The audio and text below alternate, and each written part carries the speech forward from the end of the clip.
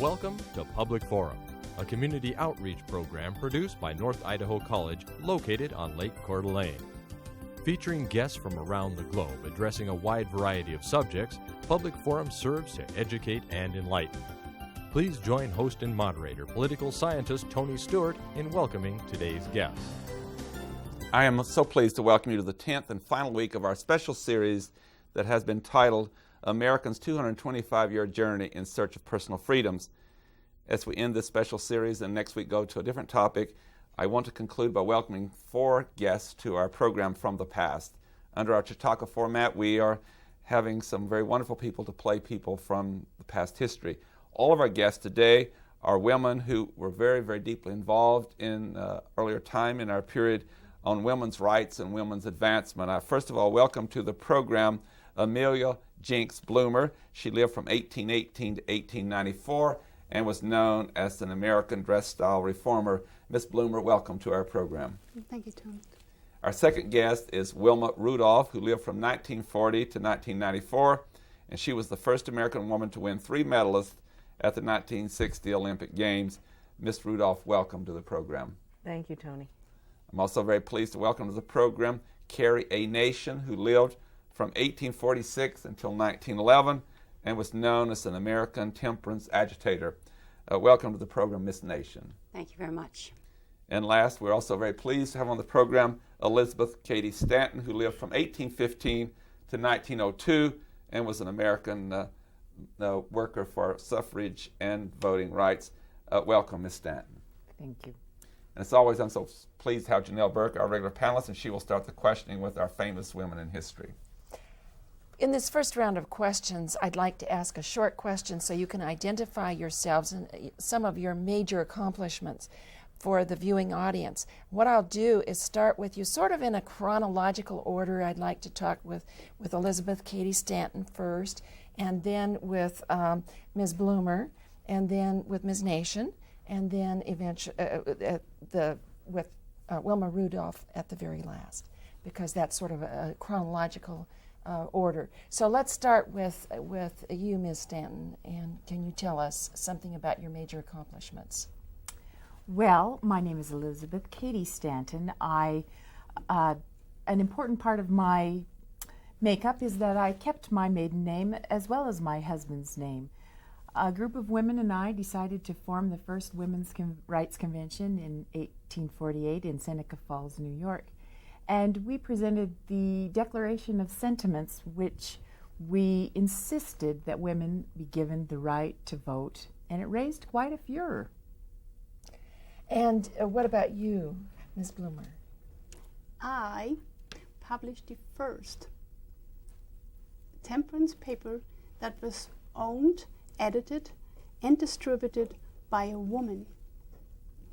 That paper was devoted to the interest of women, arousing to new lives her dormant energies.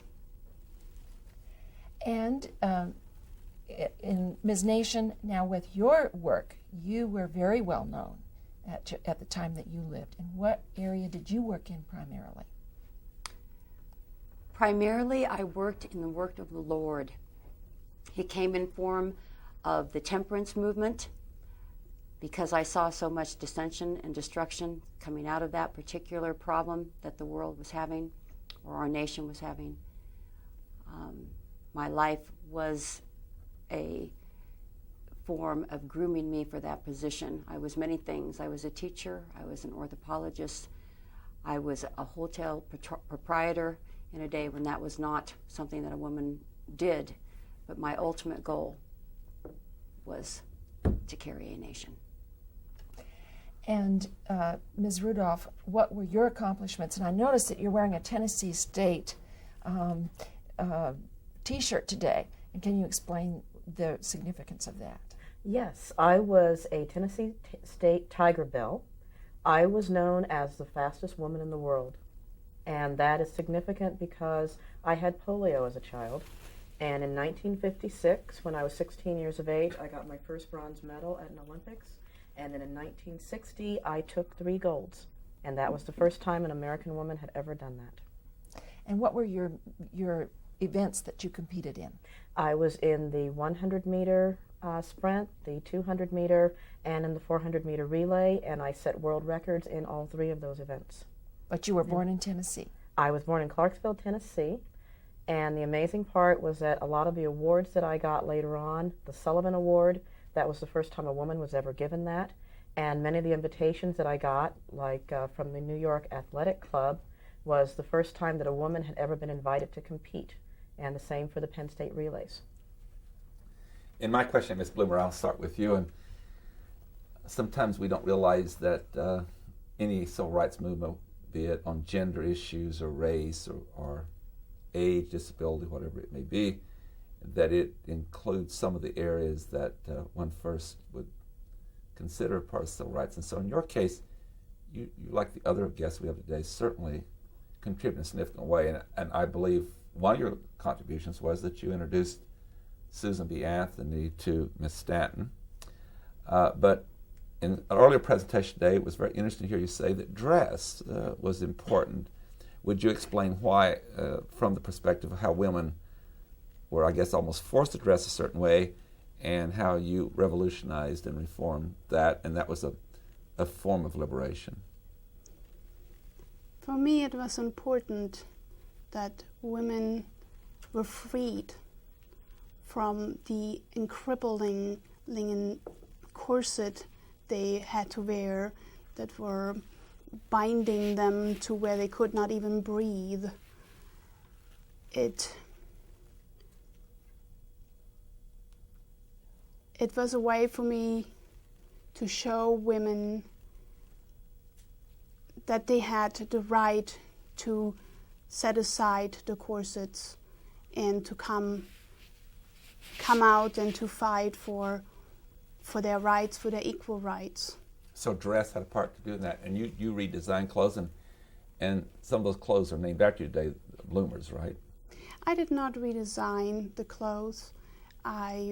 Elizabeth Cady Stanton appeared in Seneca Falls in 1851, and I saw her wearing the dress, and I found it a very comfortable and light and easy outfit, so I tried it, and sure enough, it was very comfortable to wear.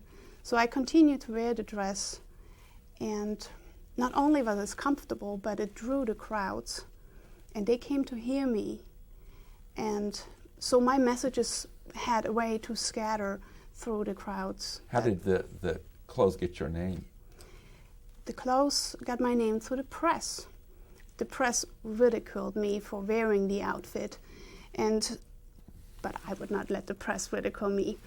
However, the press gave the name Bloomer to me, not only because I wore it, but for the press it seemed as Bloomer sounded better than Stanton or B. Anthony. So it was this kind of a sound effect as well. Okay, thank you. Ms. Rudolph, we've heard some people discussing at our campus from past history today that so much of the women's movement dealt with the right to vote or the temperance movement, in which alcohol was the center of attention.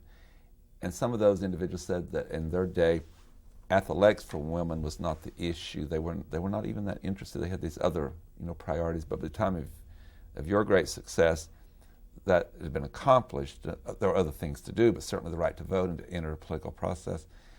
And so would you share with our viewers why athletics that you entered in with such tremendous success was another step in encouraging women to reach out and participate in an area that they had not been so well known for? Well, it was very, very difficult initially because when you think about it, women's sports were not covered in the media in the 1950s. And or paid well either.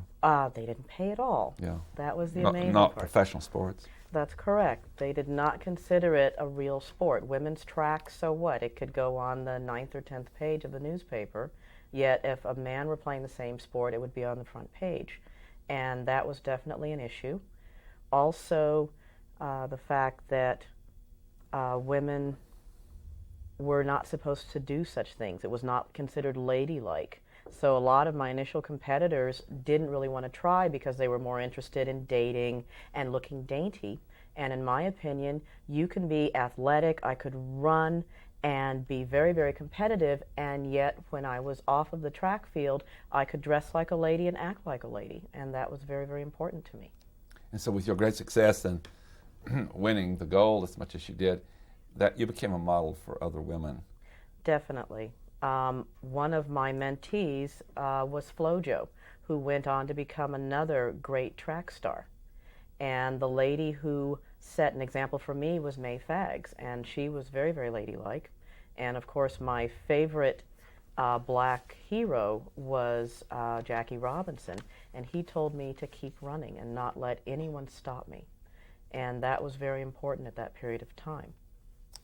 Miss Nation, you took somewhat of a different approach at the particular time of your life in which you had great concern with alcohol and men getting drunk, and with women not having certain legal rights, that they could abuse them and get by with it, and when they were drinking they were more likely to abuse. And I assume that is one of the reasons why you crusaded so much, because of the physical and psychological abuse of women. Since you weren't successful with laws being changed or having prohibition, tell us what technique you used and how successful were you? I used the hatchetation method, and quite frankly, I was quite successful with that. What do you mean by hatchetation? What did you do with that hatchet? We would go into the saloons and we would smash everything to smithereens, from the mirrors to the bottles to the bar stools.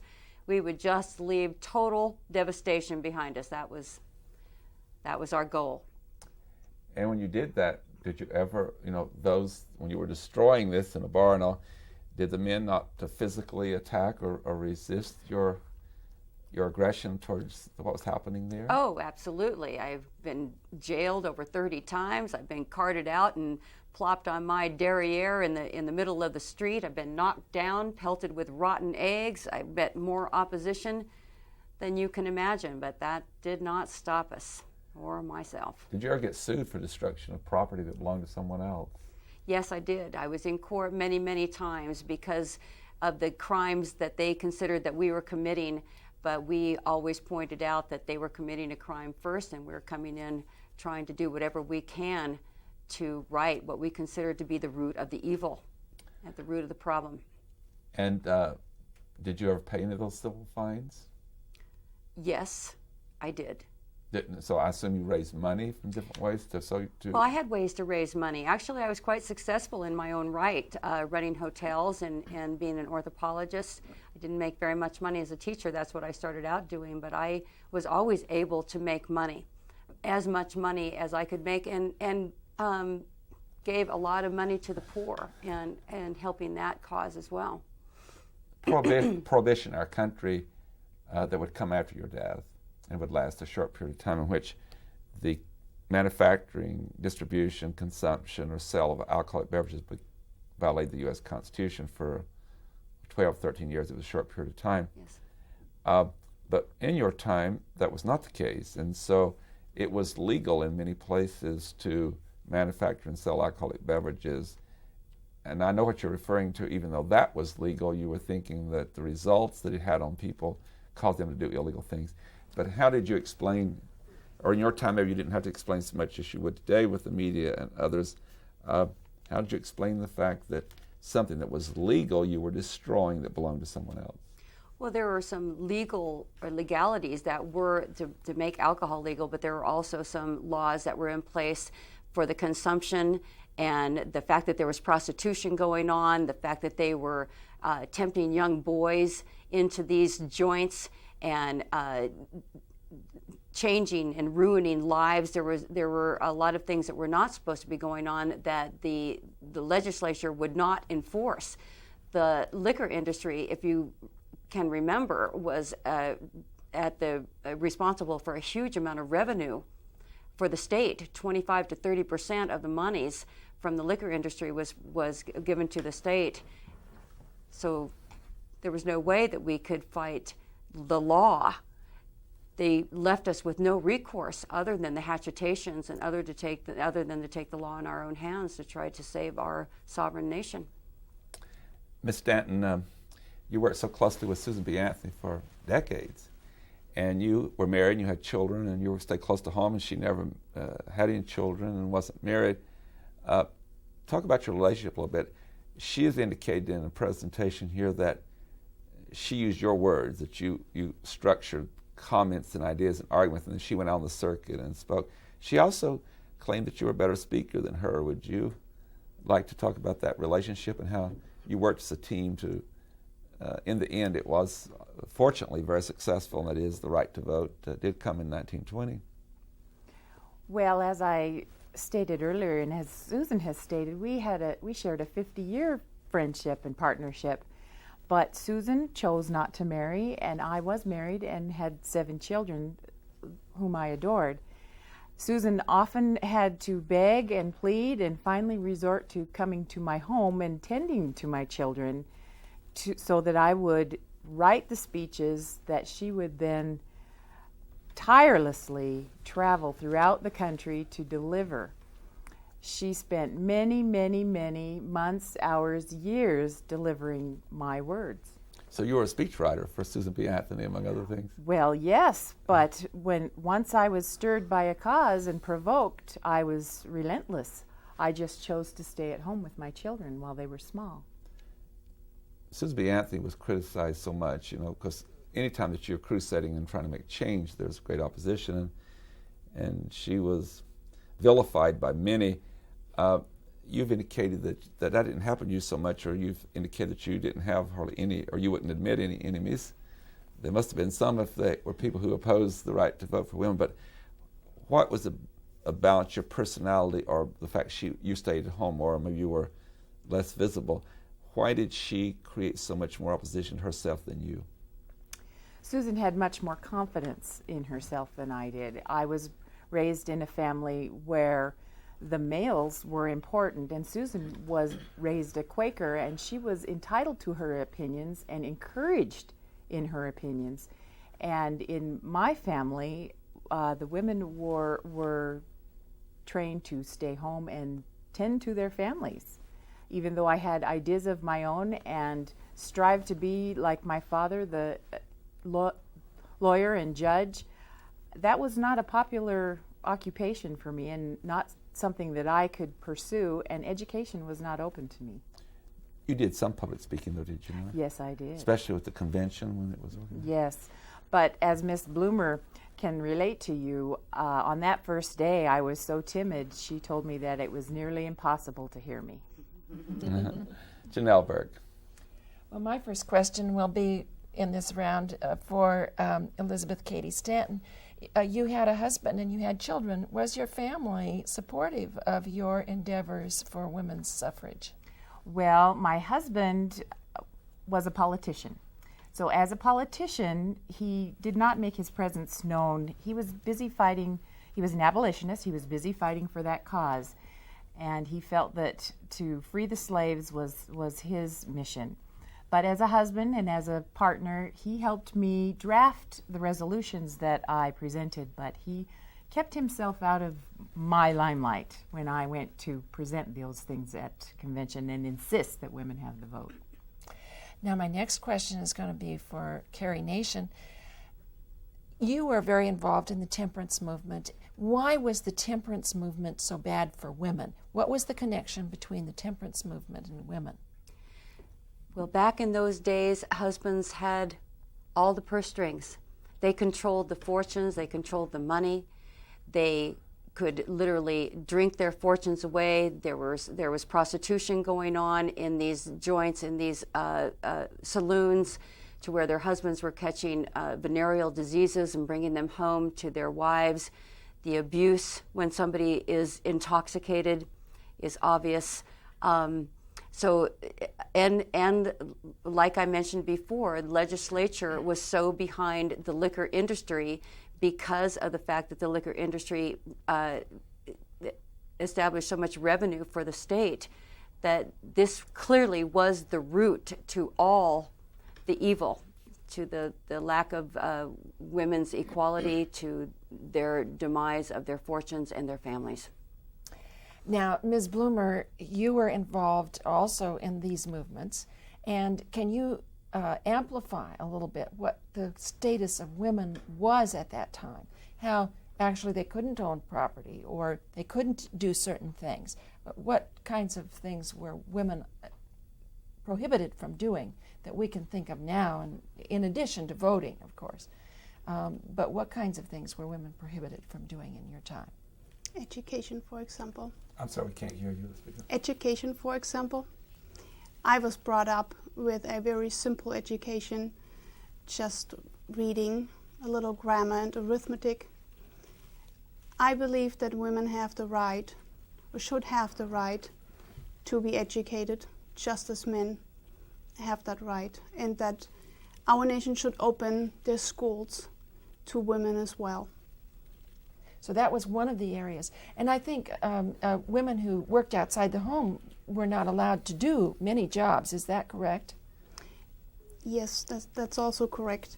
I brought up the issues that women indeed should be at home when they have children, but many women do not have children.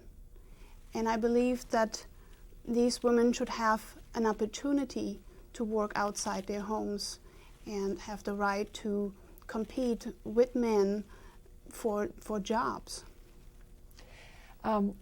Ms. Rudolph, you were, of course, very much acknowledged for your accomplishments, but did you work in other areas of women's rights as well? Although you lived much later than the other three ladies, you still lived in a time when there were some questions about equal pay for equal work and those kinds of questions. Were you involved in any of those issues? Well, not actively. What I noticed, first of all, when I was running was that there were no women track coaches. All of our coaches were men because that was not considered a career for women during that period of time. Later on, after Coach Gray died, who was my initial coach in high school, I actually took his position at the high school. And so I went on to become a coach, and then I also went to Maine and to Indiana and coached. And I also helped to coach the children in the black inner city ghettos in order to get them interested in something other than the immense poverty that was going on in those areas. So my focus was more on uplifting blacks out of their problems than in really focusing on just women's rights. And keep in mind that black women have always had to work. That has never been an option for us because black men typically could not get the good jobs. So for me, it was a slightly different problem that was going on. We've been doing these kind of programs for about 7 years. Sometime during the summer, having a special series that we call the Chautauqua format, where people play famous people in history, and that we have you hear from the past. I've not been asking that on this series, but I'm going to today as we close it out. Every year that we invite famous people from history, there's something that sets them aside from the general population. You're not the average. You're extraordinary and unique in many ways. There's something that drives you to do that is really interesting to the general population, something that they don't tout the same way. I'm not suggesting they don't have it, but somehow they don't have that kind of drive. Miss Nation, let me start with you. What kind of inner strength, or where does it come from to do those kind of things? From the Lord, from God. My religion from the very beginning was very, very important to me, and I had what I consider visitations from the Lord, revelations, spirit of the baptism of spirit in the blood of Jesus, and I totally dedicated my life. All my courage, my strength came from the Lord. So it was a very religious base for you. Yes. Did you come from a very religious family? Yes, I did, but my religion was diverse from the very beginning. With where we lived, there was a very sort of cognitive, very straight-laced religion of the Campbellites, and then on the other side there was the Shakers, and they were dancing and had a. So from the beginning, I had this influx of other types of religion, so I never really centered on one religion per se. It was a combination. It was a combination of them all. Okay, thank you. Ms. Rudolph, you've said earlier today that family was important to you. Is that where you picked up a lot of this obviously you were such a great athlete, but you went on to create a foundation and you worked so hard for others. Where did your strength come from, or where that set you apart and different, made you special? I think two things. Number one, having polio as a child and having to wear a brace on my leg until I was 10 years old. So when I was able to actually run, that to me was so important because that represented freedom to me, that I had actually been able to get rid of that brace.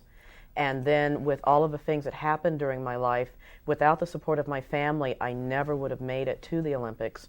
And I certainly never would have gone on to do all of the things that I did, to be an ambassador to French West Africa and to Japan, if my family had not helped me with my children. We're very short on time. Ms. Bloomer, where did your strength come from? I would like to give credit to my husband, Dexter Bloomer. He was also a Quaker, and he encouraged me to become interested in the current literature.